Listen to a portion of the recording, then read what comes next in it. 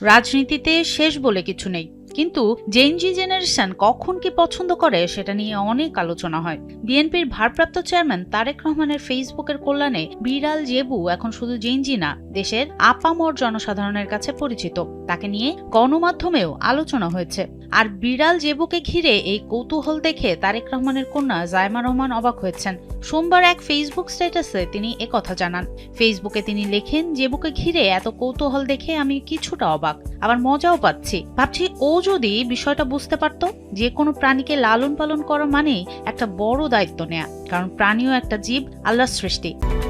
Japan Bangladesh joint venture company JBS holdings limited. জেবুকে যখন প্রথম ছোট্ট বিড়াল ছানা হিসেবে বাসায় এনেছিলাম, তখন ভাবিনি সে আমাদের পরিবারের এত গুরুত্বপূর্ণ সদস্য হয়ে যাবে। এমনও হয়েছে আমার আব্বু আম্মু বাসায় ফিরে আগে জেবুর খবর নিয়েছেন, তারপর আমার আম্মু যখন বাগান করতেন বা পাড়ায় হাঁটতে যেতেন, জেবু তার চারপাশে লাফিয়ে লাফিয়ে ঘুরত।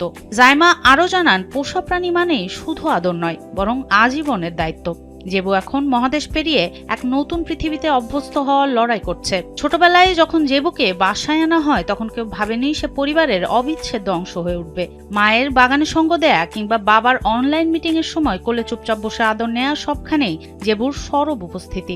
জায়মা আরও লেখেন, মজার বিষয় হলো জেবু নাকি সাধারণ বিড়ালের মতো মিউ মিউ করে ডাকে না, বরং পাখির মতো নরম স্বরে ডাকে। তবে মেজাজ বিগড়ালে সে বেশ চিৎকারও করতে পারে। জায়মার মতে, কোনো প্রাণীর দায়িত্ব নেওয়া মানে ধৈর্য ও মমত্ববোধের পাঠ নেয়া। ভাষা ভিন্ন হলেও ভালোবাসা যে প্রজাতির সীমা মানে না, জেবুই তার প্রমাণ। বিএনপির মিডিয়া সেল পরবর্তীতে জায়মা রহমানের স্ট্যাটাস তাদের পেজে রিপোস্ট করে।